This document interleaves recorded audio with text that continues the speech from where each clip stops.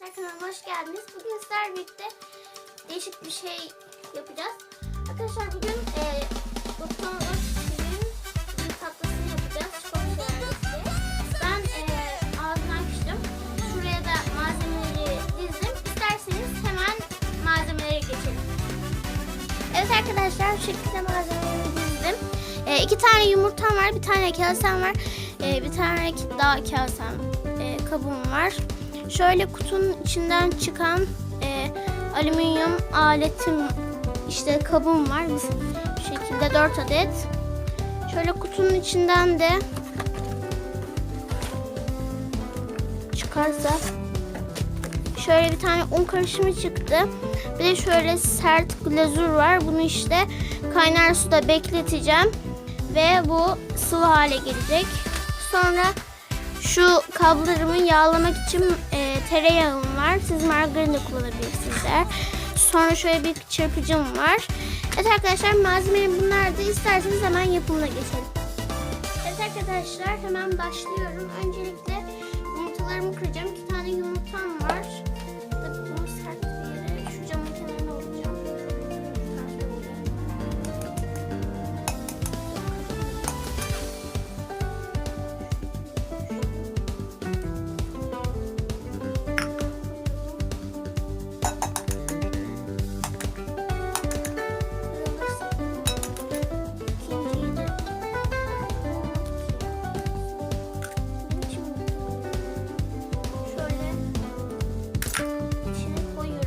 Ben bir peçete alıp geleyim.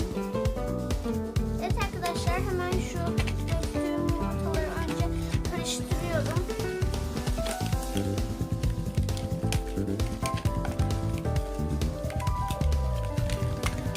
Karıştı galiba. Şimdi un karışımını alayım. Şimdi arkadaşlar paketin içinden çıkan un karışımını dökeceğim.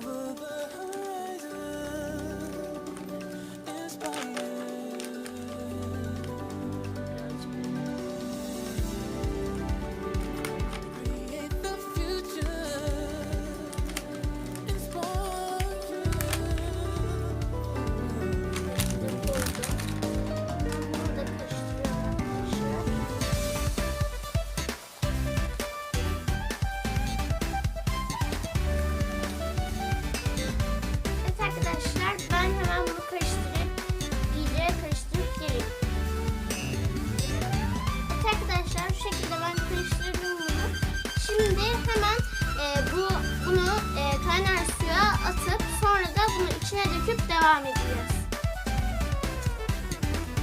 Evet arkadaşlar, şimdi bir tane çaydanlığın alt bölümüne suyu koydum ve onu üstüne koydum.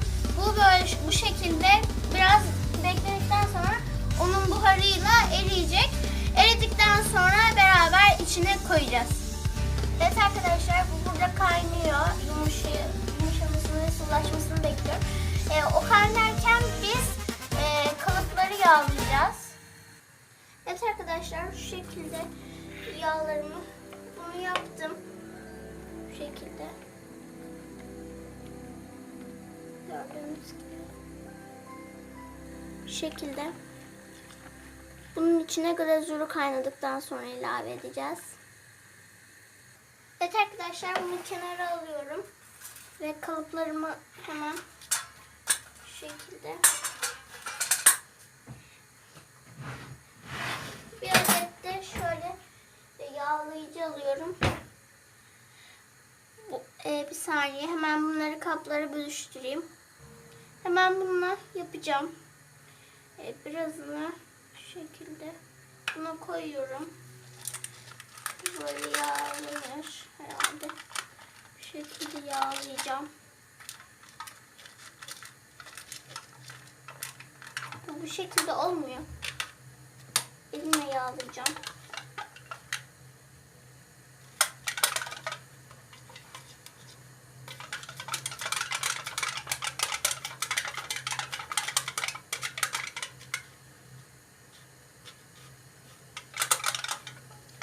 Hemen arkadaşlar, bu şekilde ben bunları yağlayıp geliyorum. Evet arkadaşlar, şu şekilde kaplarımı yağladım.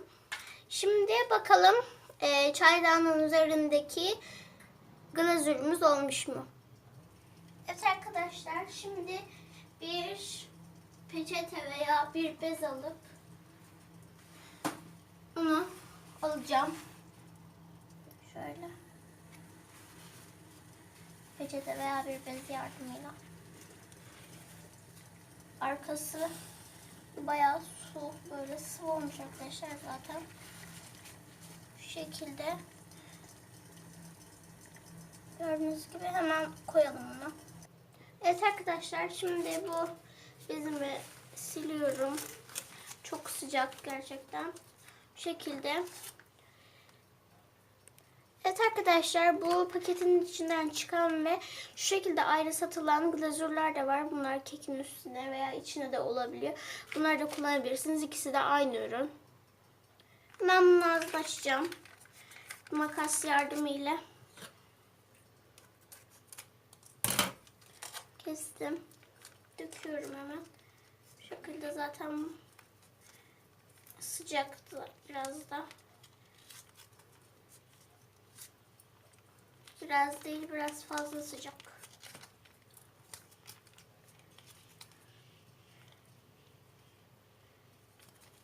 Bu şekilde döküyorum. Hemen karıştırmaya geçelim. Evet arkadaşlar, hemen karıştırıyorum. Glazürümü koyup karıştırdığım zaman biraz daha kıvamı sertleşiyor. Ve rengi biraz daha koyulaşıyor.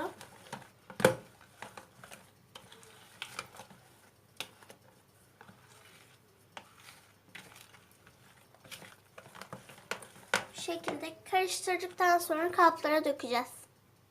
Hemen bunu yaptığımız karışımı şu şekilde yağladığımız kapları bölüştüreceğiz. İyice biraz daha karıştıralım. İyice karıştı. Bu şekilde sildim. Hemen şunu kenara alıyorum.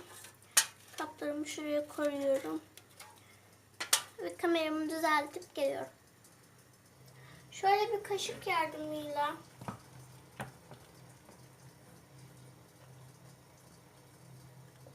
döküyorum.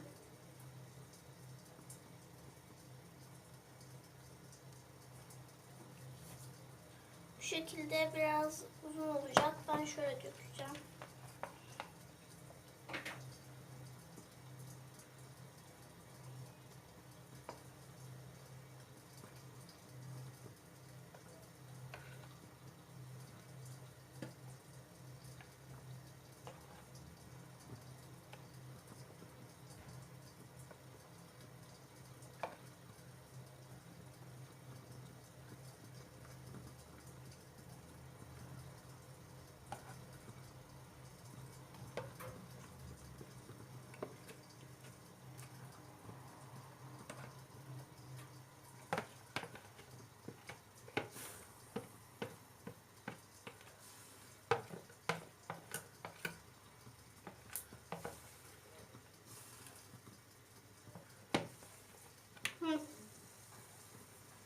Şu şekilde koyuyorum. Koydum. Şu şekilde bölüştürdüm. Şu dibinde kalanını da biraz sıyıracağım.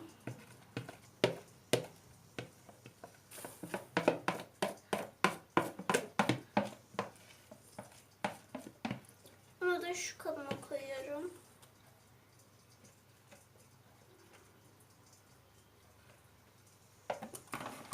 Hemen fırınımı açıp bunları yerleştireceğim. Evet arkadaşlar, şimdi fırına yerleştireceğim.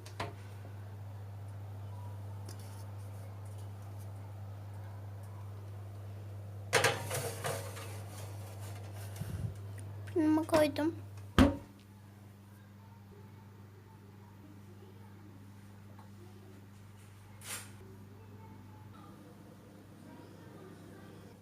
Şimdi keklerimize şuradan batıracağım.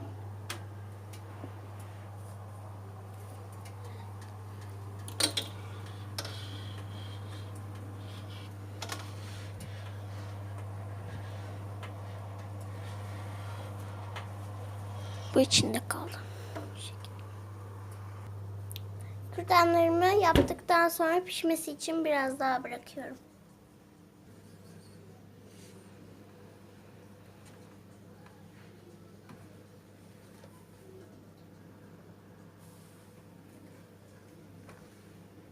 Ortalarını derdikten sonra ortaları da kabarmaya başladı. Ortasını mutlaka bir kürdan veya çatalla delmeniz gerek. Yoksa ortası içeride kalıyor, kenarları sadece kabarıyor. Şimdi fırınımı kapatacağım. Biraz da içindeki ısıyla pişmesini bekleyeceğim.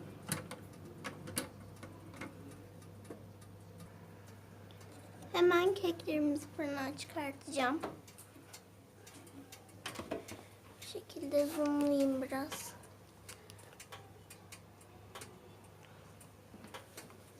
Bir bez yardımıyla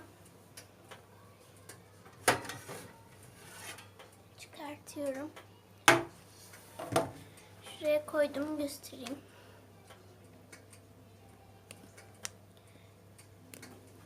Mini keklerimiz çok güzel bir şekilde kabarmış şu şekilde. Hemen şimdi bunları servis tabaklarına alacağız. Evet arkadaşlar, şimdi şu şekilde bir servis tabağına bir tanesini koyacağım. Bunun için bir peçeteye ihtiyacınız olacak.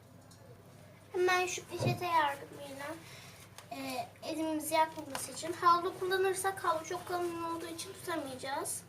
Hemen şu kenarlarını genişleteceğim. Açık gererek. Gerdikten sonra arkadaşlar şu şekilde koyuyorum ve tabağımı üstüne çevireceğim. Böyle yapmayı düşünüyorum. Yapabilirsem. Yaptım galiba. Evet. Evet arkadaşlar, şu şekilde gördüğünüz gibi hemen koyacağım. Şu şekilde arkadaşlar, gördüğünüz gibi çok güzel bir çikolata şelalesi oldu. Evet arkadaşlar, bugün sizlerle birlikte çikolata şelalesi adında Dr.oetker'in bir tatlısını yaptık. Arkadaşlar kanalıma şuralardan bir yerden abone olmayı unutmayın. Şu taraflardan da diğer videolarımı izleyebilirsiniz arkadaşlar. Dr.oetker'in kanalını da bu videosunu şuralara bir yere koyarım arkadaşlar. Herkese görüşmek üzere.